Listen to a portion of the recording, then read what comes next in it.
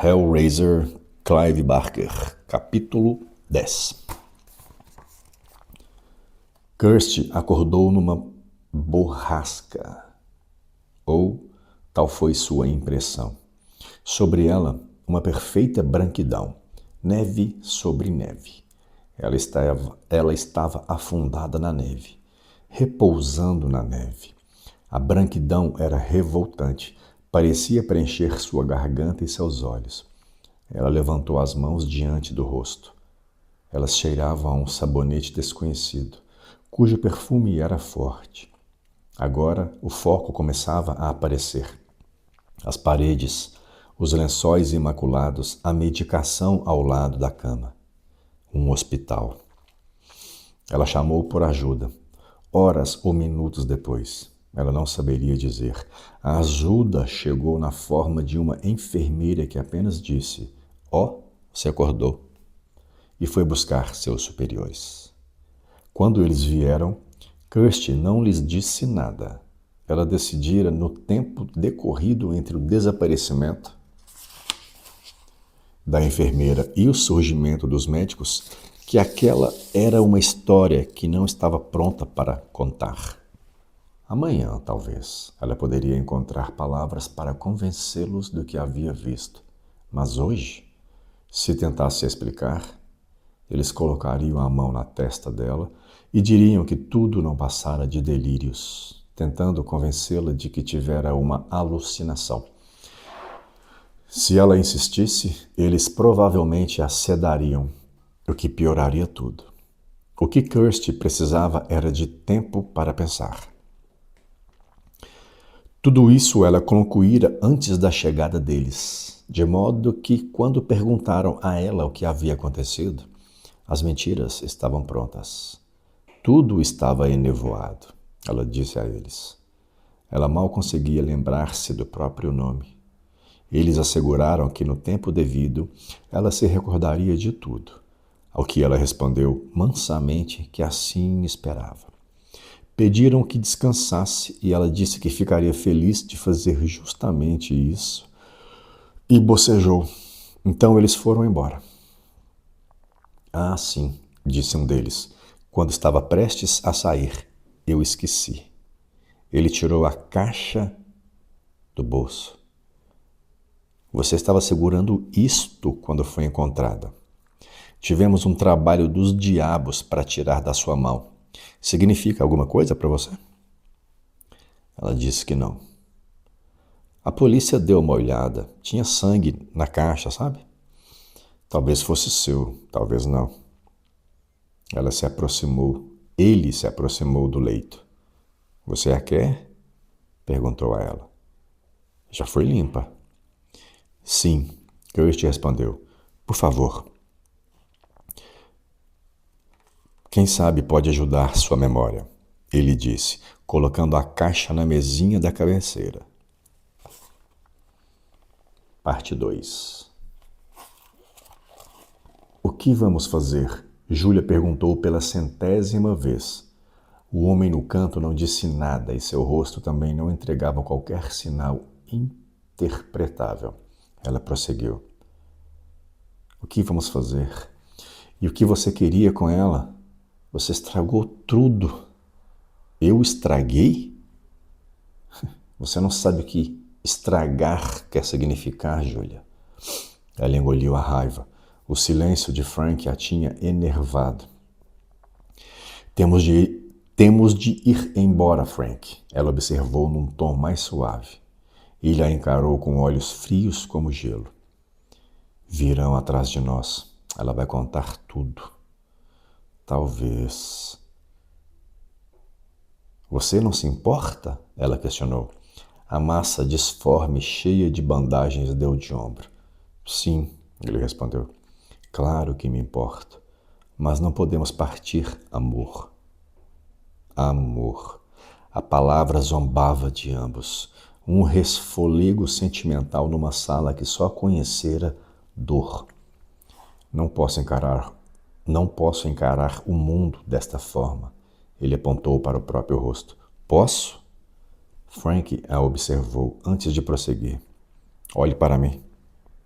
Júlia olhou. Eu posso? Posso encarar o mundo assim? Não. Não. Ele voltou a estudar o chão. Não. Preciso de uma pele, Júlia. Uma pele? É. Então talvez a gente possa ir dançar juntos. Não é isso que você quer?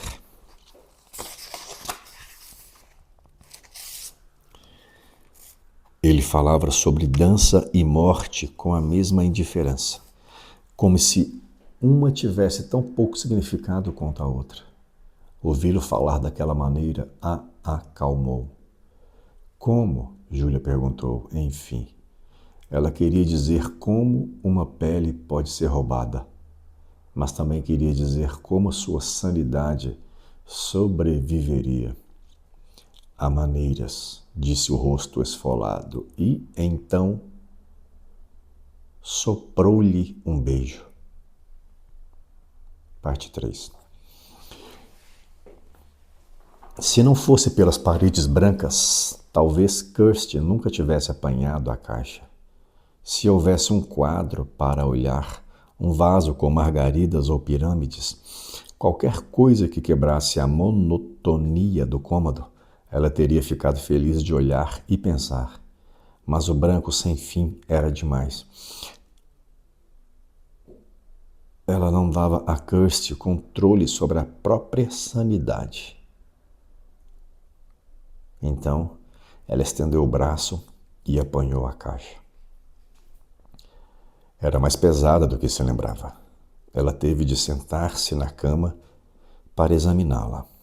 Havia pouco para ver. Nenhuma tampa que ela tenha conseguido encontrar, nenhuma fechadura, nenhuma dobradiça. Ela girou uma vez sobre o eixo, mas poderia tê-la girado 100 vezes sem encontrar pistas de como abri-la. Ela não era sólida. Disso Kirsty estava certa. Então, a lógica exigia que houvesse uma maneira de abri-la. Ela deu umas batidinhas, sacudiu, puxou e apertou, tudo sem resultado. Foi só depois que rolou na cama e examinou na luz plena do abajur que descobriu uma pequena pista de como a caixa fora construída. Havia uma rachadura infinitesimal nas laterais da caixa, onde uma peça do quebra-cabeça se encaixava na seguinte. Essas rachaduras poderiam se passar por invisíveis, mas resíduos de sangue tinham permanecido numa delas, traçando a complexa relação entre as partes. De forma sistemática, ela começou a sentir as laterais, testando sua hipótese ao puxar e empurrar novamente. As rachaduras ofereciam uma geografia geral do brinquedo. Sem elas, Kirsty poderia ter vagado pelos 6 lados para sempre. Mas as opções foram reduzidas de modo significativo pelas pistas que encontraram. Havia um número limitado de formas pelas quais a caixa poderia se abrir. Após um tempo, a paciência dela foi recompensada. Um clique. E, súbito, um dos compartimentos deslizou da lateral de seus vizinhos laqueados. Dentro havia beleza. Superfícies polidas que cintilavam como madrepérola. Sombras coloridas pareciam se mover no brilho. Também havia música, um tom simples que saiu do interior da caixa, tocando por um mecanismo que ela ainda não conseguia ver. Encantada, Kirsty desenvolveu ainda mais. Embora uma peça tivesse sido removida, as demais não saíram. Cada segmento apresentava um novo desafio para os dedos e a mente. As vitórias recompensadas por uma nova filigrana adicionada ao tom. Ela estava mexendo na quarta parte, fazendo uma série elaborada de volta e contravoltas, quando escutou o sino. Parou a labuta e olhou para cima. Algo estava errado. Os seus olhos cansados estavam pregando-lhe truques ou as paredes brancas haviam sutilmente se modificado. Ela largou a caixa e escorregou da cama para ir até a janela. O sino ainda soava, um toque solene. Ela afastou a cortina algumas polegadas. Estava de noite e ventando. Folhas migravam ao longo do gramado do hospital. Mariposas congregavam em volta das lâmpadas. Por mais improvável que fosse, o som do sino não estava vindo de fora. Vinha de trás dela. Kirsty largou a cortina e virou-se de frente para o quarto. Assim que o fez, a lâmpada ao lado da cama queimou como uma chama viva. Instintivamente, ela buscou as peças da caixa. Elas e aqueles estranhos eventos estavam de algum modo interligados. Assim que a mão dela encontrou os fragmentos, a luz se apagou. Contudo, ela não foi deixada nas trevas, nem tampouco estava sozinha. Havia uma suave fosforescência no pé da cama e, nas suas ondulações, uma figura. A condição da sua pele empobreceu a imaginação de Kirsty. Os ganchos, as cicatrizes. Contudo, sua voz, quando ela falou, não foi a de uma criatura em dor.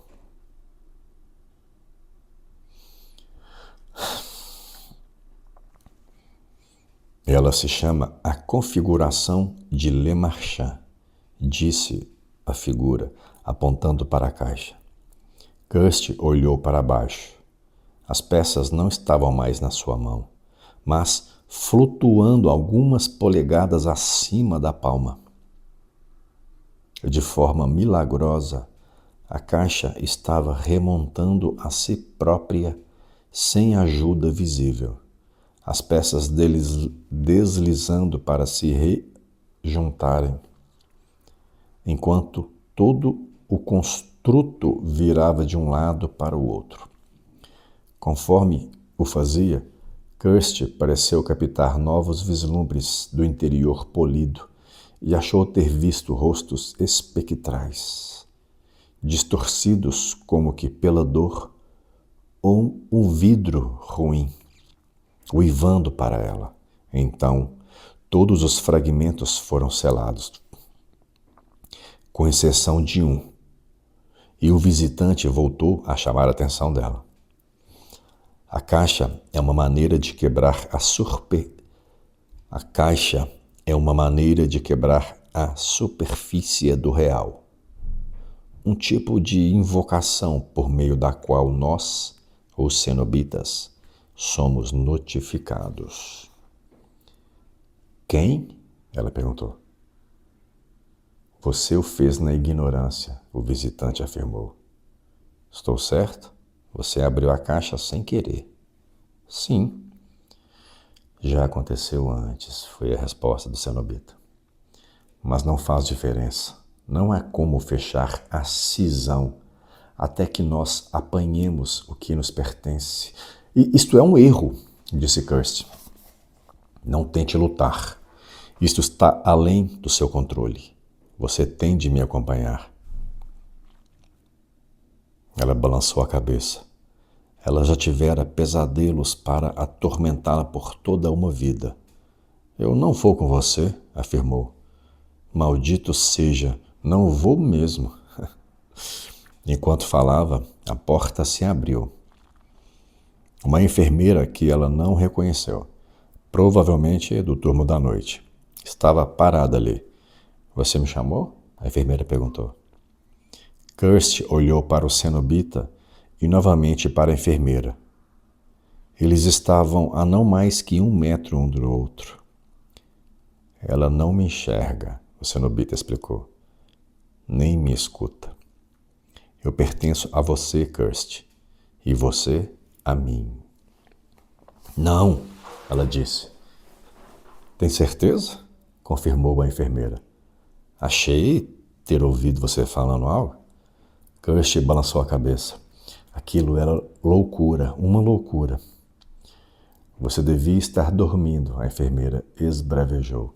Vai ficar resfriada. O cenobita riu. Vou voltar daqui a 5 minutos, completou a enfermeira. Por favor, volte a dormir.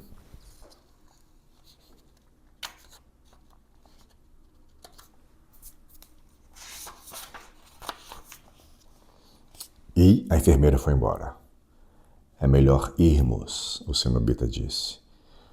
Deixe-os com sua mixórdia, não?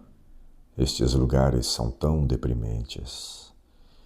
Você não pode fazer isso, insistiu Kirsty. Apesar disso, ele foi na direção dela. Uma fileira de pequenos sinos pendurados no pescoço, descarnado, soou conforme ele se aproximou. O fedor fez com que ela quisesse vomitar. Espere, ela disse. Sem lágrimas, por favor. É um verdadeiro desperdício de bom sofrimento. A caixa, Kirsty disse, desesperada. Não quer saber onde eu consegui a caixa? Não particularmente. Frank Cotton, ela revelou. O nome diz algo a você? Frank Cotton. O cenobita sorriu. Ah, sim, conhecemos Frank. Ele também resolveu a caixa, estou certa. Ele queria prazer. Até que demos prazer a ele. Então ele se contorceu. Se eu levar você até ele, então ele está vivo? O cenobita estranhou. Sim, muito vivo. O que você está propondo, Kirsty? Que eu o apanhe de volta no seu lugar? Sim. Por que não? Sim. O cenobita afastou-se dela. O quarto deu um suspiro. Estou tentando, ele disse. Mas talvez você esteja me enganando. Talvez só uma mentira para que consiga mais tempo. Pelo amor de Deus, eu sei onde ele está, ela bradou. Ele fez isto comigo. Ela mostrou as lacerações nos braços para o exame dele. Se estiver mentindo, ele ameaçou. Se estiver tentando escapar disto, eu não estou. Então, entregue-o vivo para nós. Ela quase chorou de alívio. Faça com que ele confesse. E quem sabe, não despedaçaremos a sua alma. Não despedaçaremos a sua alma. Terminou o capítulo 10. Tá ficando bom, hein? Agora o cenobita apareceu. Reparou que não é o Pinhead? O Pinhead não era o principal. Inicialmente, ele só foi, repito, só ficou famoso porque ao chegar na gravação do filme, era para ser aquele Butterball da cabeça redonda, lá, o gordinho, e aquele que fica rindo, fica assim. Se não me engano, seriam eles que seriam os faladores. Inclusive, é o risadinho, que é esse que aparece aqui, ó, se eu não me engano. Não é o Butterball, não.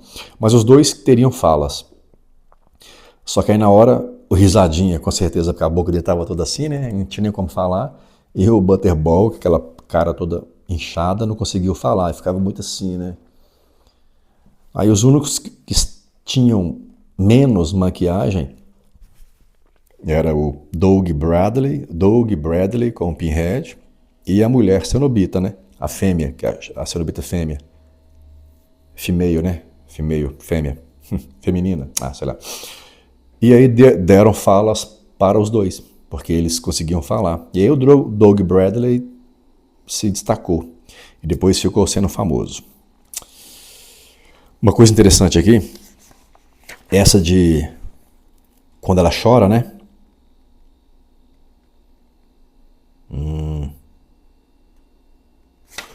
Quando ela chora aqui, ó. Ela fala, cadê? Já aconteceu isso antes. Ô, papai. Né? Sem lágrimas, por favor. Não chore. É um desperdício de bom sofrimento. É um verdadeiro desperdício de bom sofrimento. Essa parte que eu acho que tem no filme, se eu não me engano. Tipo assim, não chora agora, não. Guarda as lágrimas, porque você vai precisar depois. E aqui também, né? Não despedaçaremos a sua alma. Tem aquela cena famosa do Pinhead. Eu acho que é We shall, eu sou a parte, uma coisa assim, né? We shall, sou a parte. Vou colocar aí depois. É isso, né? Nós vamos estraçalhar, despedaçar a sua alma. Isso ficou famoso. Virou tipo um memezinho na época. Na época não tinha meme, porque não existia a internet. Mas é como se fosse um meme, porque ficou sendo repetido. Vamos despedaçar a sua alma, uma coisa assim. E que mais? Uma coisa interessante que eu achei aqui no capítulo anterior. Gengibre, fruta, não sabia não. Gengibre é fruta? Que ela fala que ela chutou a travessa de gengibre em conserva, né?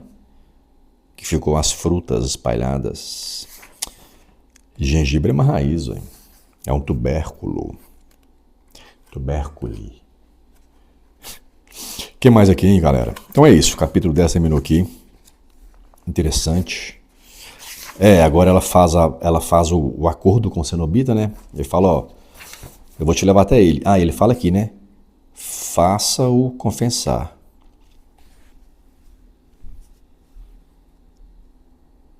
Faça com que ele confesse. Então agora ela tem que ludibriar o Frank Cotton, confessar. Capítulo 11. Ó, pra você ver, tá acabando, tá curtinho.